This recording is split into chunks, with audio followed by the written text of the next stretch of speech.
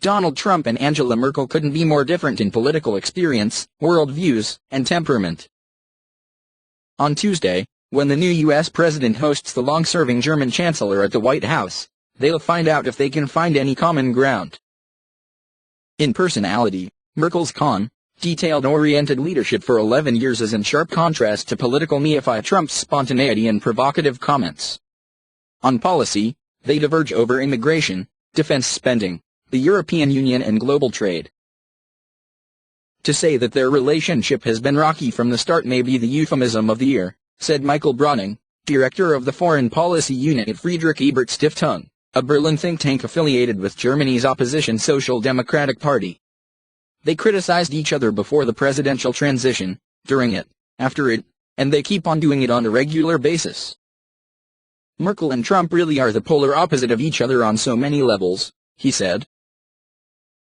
Merkel's visit will be Trump's sixth with a foreign leader since his inauguration.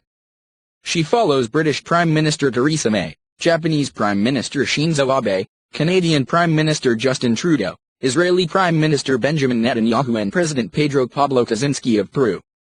Mexican President Enrique Peña Nieto canceled a scheduled meeting at the White House in late January because of tensions related to Trump's plan to build a wall on the Mexican-U.S. border. Later this week, Trump will meet Irish Prime Minister Enda Kenny at the White House. Trump has accused the leader of Europe's most powerful country of ruining Germany because of lenient asylum policies that allowed in more than 1 million migrants since 2015.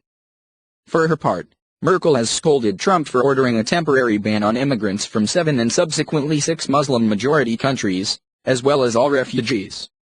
She also has publicly questioned his America First rhetoric. Part of the reason for the trip is so that Merkel and Trump can compare notes ahead of the German-hosted Group of 20 economic summit that takes place in Hamburg in July. Their meeting takes place amid deep unease in Germany and across Europe over how Trump will handle a transatlantic relationship that has been a bastion of stability for decades. Trump advocates a protectionist stance on trade, trashed the European Union of which Germany is a strong advocate and threatened to withdraw support for NATO unless more members of the 28-nation military alliance boost spending levels to 2% of GDP. Germany, which spends only 1.2% of GDP on defense despite its wealth, has no plan to meet the 2% goal because a stronger military is not a priority for Germans still haunted by the horrors of World War II. Merkel does not have to make nice to Trump when only 7% of Germans approve of him, according to a poll by Allensbach, a research institute. Even so, it's important that Merkel and Trump get to know each other personally, said Peter Bayer, a German politician from Merkel's ruling Christian Democratic Union Party. I am pretty sure there won't be a screaming match. Merkel is pragmatic and understands her role quite well, Bayer said. She's not emotional. And I think it's going to help in these new times when we have this new president who we all agree is a very special individual. The White House said it expects a robust discussion between the two leaders on security, Russia, EU, trade, and Trump's push for NATO members to spend 2% of their GDP on defense. Rainer Arnold, a German parliamentarian who is the opposition party's senior spokesman on defense policy, said he expects Merkel to confidently express German and European views on common security threats and strong economic links, and no change on defense spending.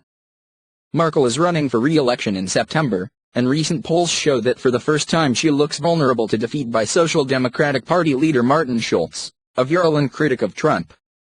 While Merkel is unlikely to seek concessions from Trump for Germans back home, the election adds another complication to her visit, said think tank analyst Browning. The preconditions for a good relationship are not really there considering that Trump criticized Merkel quite a bit on the campaign trail, said Sada David Wilp, a senior fellow at the Berlin office of the German Marshall Fund, a think tank headquartered in Washington.